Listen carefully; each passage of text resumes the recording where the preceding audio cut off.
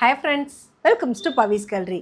இன்றைக்கி நம்ம பார்க்க போகிறது திரையுலகில் ஒரு நீண்ட பயணம் பயணித்த ஒரு பெரிய ஜாம்பவான் தாங்க. ஏன்னா இன்றைக்கி ஜூலை 13 அவருடைய பிறந்தநாள். இன்றைக்கி பிறந்தநாள் காட்டக்கூடிய இவர் தான் நம்முடைய எஸ்வி ரங்காராவ்.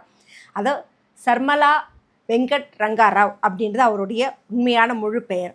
ஏன்னா அந்த காலத்தில் ஒரு என்ன சொல்கிறது, இப்படியெல்லாம் ஆர்டிஸ்ட் நடிக்க முடியுமா அப்படின்ற அளவுக்கு ஒரு சூப்பரான ஒரு ஆர்டிஸ்ட் தாங்க. அது மட்டும் இல்லாமல் வெறும் அவர் ஆர்டிஸ்ட் மட்டும் கிடையாது, டைரக்டரும் தயாரிப்பாளருமா ரெண்டுமே இருந்திருக்காரு. ரங்காராவ் அவர்கள் தெலுங்கு தேசத்தில், அதாவது ஆந்திர பிரதேசத்தில் 1918 ஜூலை 3 கிருஷ்ணா மாவட்டமாக இருக்கிற அந்த இடத்துல தான் அவர் பிறந்தாருங்க. நிஸ்வித் அப்படின்ற அந்த இடம். இவர் ஒரு ஜமீன் வம்சத்தை சேர்ந்தவர் அப்படின்னும் தெரியும் நமக்கு. அதையும் தாண்டி இவர் பார்த்திங்கன்னா தமிழ் மற்றும் தெலுங்கு படங்களே ஒரு பெரிய ஒரு மாஹிட் கொடுத்தவர் அப்படின்னு தான் சொல்லணும். இது வரைக்கும் இவர் 53 தமிழ் படங்களும் 109 தெலுங்கு படங்களும் நடிச்சிருக்காருங்க. கிட்டத்தட்ட ஒரு 163 படங்கள் இவர் நடிச்சிருக்காரு அவருடைய 25 வருட திரையுலக பயணத்தில். இதில் என்னென்னா, அவர் முதல்ல 1949 வெளிவந்த மனதேசம் அப்படின்ற தெலுங்கு படத்தில் ஒரு சின்ன கேரக்டராக தான் உள்ள என்ட்ரி ஆனார். பட் 1951 தான் இவர் பாதாள பைரவின்ற படத்தில் ஒரு மாயாவியான கேரக்டராக தமிழ் உலகத்திலே ஒரு பெரிய பிரம்மாண்டத்தையே கொடுத்தவர் தான் சொல்லுவேன். அந்த காலத்தில் பார்த்திங்கன்னா அந்த பாதாள பைரவி ஒரு சில படங்களை நம்ம கேட்கும் போதே இப்படியெல்லாம் நடிக்க முடியுது அப்படின்னு சொல்லுவாங்க. அவ்வளோ அருமையான அந்த ஒவ்வொரு வார்த்தையும் சரி, அந்த எக்ஸ்ப்ரெஷன்ஸ், பாவனைகள் எல்லாமே அவ்வளோ சூப்பராக நடிச்சிருப்பாருங்க. ஒரு டைரக்டராகவும் சரி, ஒரு ப்ரொடியூசராகவும் இந்தளவுக்கு ஒரு மனிதரால் நடிக்க முடியுமா அப்படின்னு யோசிக்கக்கூடிய அளவுக்கு அந்த ஒரு பெரிய ஒரு விஷயத்தையும், எனக்கு இவ்வளோ நடிக்க தெரியும், இப்படி பண்ண முடியும் அப்படின்ற எந்த ஒரு ஈகோனஸ் இல்லாமல் சக ஊழியர்களுடையும் ரொம்பவே அழகாக எவ்வளோ சூப்பராக நடிக்க முடியுமோ அவ்வளோ அருமையாக நடித்தவர் தாங்க இவர்.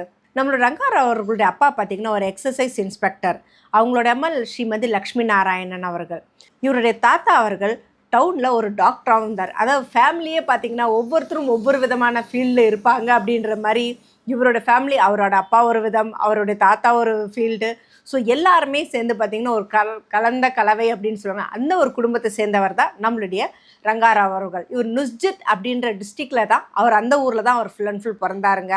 வளர்ந்தது எல்லாமே அங்கே தான். பட் படிப்புக்காக அவர் சென்னைக்கு தான் படித்தார் அப்படின்றது நமக்கு தெரிஞ்சுக்க வேண்டிய விஷயம். ஏன்னா இவர் என்னென்னா சாதாரணவர்கள் மாதிரி படிக்கிறது அப்படின்றதுல அந்த காலத்தில் ஒரு நல்ல ஒரு பெரிய நிலையில் அடைஞ்சு அடுத்தடுத்து சினிமா துறைகளில் சின்ன சின்ன வாய்ப்புகள் ஃபஸ்ட்டு கிடைச்சாலுமே அது எந்த அளவுக்கு தக்க வச்சு அதை ப்ரொடியூட் பண்ணமோ அந்த அளவுக்கு அவர் பண்ணியிருக்காருன்னு தான் இதில் சொல்லணும். நம்மளுடைய எஸ்வி ரங்காராவ் ஐயா அவர்களை கௌரவிக்க விதமாக 2013 அஞ்சல் தலைமையில் அவரோட பேர்லேருந்து ஒரு உருவம் பதிச்சு ஒரு ஸ்டாம்பும் வெளியிட்டாச்சுங்க. அதுவும் இந்த கல்யாண சமையல் சாதம் அந்த இதில் எப்படி கதாயத்தை பிடிச்சிருப்பாரோ அந்த ஃபோட்டோவோடு பண்ணது தான் இதிலோட பெரிய ப்ளஸ்ஸே. ஏன்னா நிறைய பேர்த்துக்கு எதில் அவருக்கு தெரியுதோ இல்லையோ, அந்த பாட்டு அப்படின்னாவே அந்த கல்யாண சமையல் சாதம் காய்கறிகளும் பிரமாதம், இப்போ கூட அந்த பாட்டை கேட்டோம் அப்படின்னா நமக்கு அந்த சாப்பிடாதவங்களுக்கு கூட அந்த சாப்பிட்ற ஃபீல், அந்த எக்ஸ்ப்ரெஷன் அவ்வளோ அருமையாக நடிச்சிருப்பாருங்க அந்த படத்தில். நிஜமாகவே செம சூப்பரான ஒரு படம். இப்போவும் பார்க்கணுன்னு தோணக்கூடிய அளவுக்கான ஒரு படம் தான் சொல்லணும். அந்த காலகட்டத்திலே நம்மளுடைய எஸ்வி ரங்காராவ் அவர்களுக்கு பெஸ்ட் ஆக்டர் அண்ட் டைரக்டர் அவார்டும் கிடச்சிருக்குங்க. அது என்னென்ன அவார்ட்ஸ்னு பார்த்தீங்கன்னா, international award best actor for 3rd Afro Asian film festival held in ஜார்க்கட்டில் நடந்த 1963 ஃபார் கீச்சக்கா அப்படின்றதுக்காகவும், special mention 8th San Sebastian international film festival 1960 for நம்பின பண்டு அப்படின்ற படத்துக்காகவும் இவர் கிடச்சதுங்க. Nandini awards for best feature film, அதாவது இவருடைய டைரக்ஷன் கிடச்ச படம் பார்த்திங்கன்னா Chandraragam 1967 second best feature film சில்வருக்காகவும், Bandhavyalu 1968 best feature film gold அவார்டும் கிடச்சதுங்க.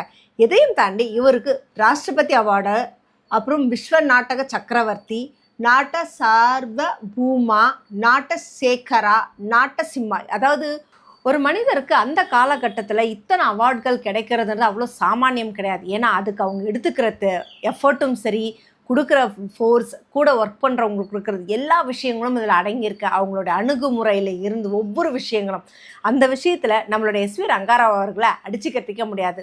ஏன்னா அவர் சினிமா துறையில் இந்த அளவுக்கு ஒரு பெயர் போன்ற அவர் அப்படின்னு சொல்கிறதுக்கு இன்றைக்கு வரைக்கும் ஈடு இணையாக யாராவது இருக்காங்கன்னு கேட்டிங்கன்னா கண்டிப்பாக கிடையாதுன்னு தான் சொல்லணும்.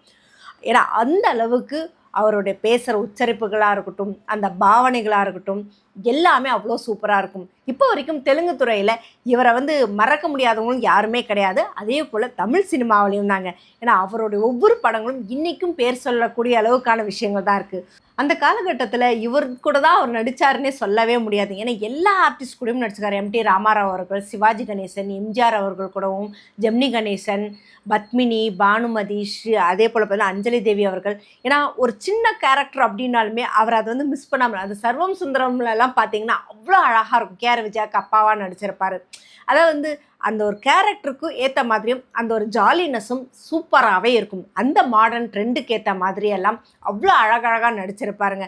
தனக்கு கொடுத்த ரோலும் சரி, எடுத்துக்கிட்ட பொறுப்பையும் சரி அவ்வளோ நிறைவாக செஞ்ச அவர் 1974 ஜூலை 18ஆம் தேதி இயற்கை எதினார் அப்படின்றது ஒரு திரையுலகுக்கே கிடைச்ச ஒரு பெரிய வருத்தம் அப்படின்னு தான் சொல்லணும். ஏன்னா எப்பேற்பட்ட ஜாம்பவான், அவர்கள் வாழ்க்கையில் கடந்த அனுபவங்கள் எல்லாத்தையும் இந்த இடத்துல வந்து இழக்கிறாங்க அப்படின்னும் போது, இவர் கூட ஒர்க் பண்ணவங்க, கூட நடித்தவங்க எல்லாருக்கும் இவருடைய மறைவு அப்படின்றது ஒரு பெரிய வருத்தத்தையும் மட்டும் கிடையாது, ஒரு அதிர்ச்சியும் தான் சொல்லணுங்க. ஆனால் அதையும் தாண்டி இப்பவும் இன்னும் எவ்வளோதான் நடந்தாலுமே அவரை நம்மளால் மறக்க முடியுமான்னு கேட்டால் கண்டிப்பாக முடியாதுன்னு தான் சொல்லணும். ஸோ இவங்களை எல்லாத்தையும் கௌரவப்படுத்தும் விதமாகவும் ஞாபகப்படுத்தக்கூடிய அடுத்த தலைமுறைக்கு ஞாபகப்படுத்தக்கூடிய விஷயமாகவும் தான் இந்த மாதிரி சின்ன சின்ன விஷயங்களை அவங்கள பற்றின ஒரு பெருமையை நம்ம வந்து எடுத்து வந்து எல்லாருக்கும் காட்டிகிட்டு இருக்கிறோம். ஸோ இந்த மாதிரி அடுத்தடுத்து யார் யாரெல்லாம் அடுத்தடுத்த ஜாம்பவான்கள் இருக்காங்க, இன்னும் இந்த மாதிரி என்னென்ன விஷயங்கள் நமக்கு தெரியாமல் அடுத்த தலைமுறைக்கு எப்படியெல்லாம் நம்ம வந்து தெரிஞ்சிக்க போகிறோம் அப்படின்றத பற்றின ஒரு சின்ன சின்ன அப்டேட்ஸ் தான் இது. ஸோ இந்த அப்டேட்ஸை மிஸ் பண்ணாமல் இருக்கிறதுக்கு என்னோட சேனலை சப்ஸ்கிரைப் பண்ணிக்கோங்க. பக்கத்தில் இருக்க பெல் ஐக்கானும் கிளிக் பண்ணிக்கோங்க, நோட்டிஃபிகேஷனை மிஸ் பண்ணாமல் இருக்கிறதுக்கு.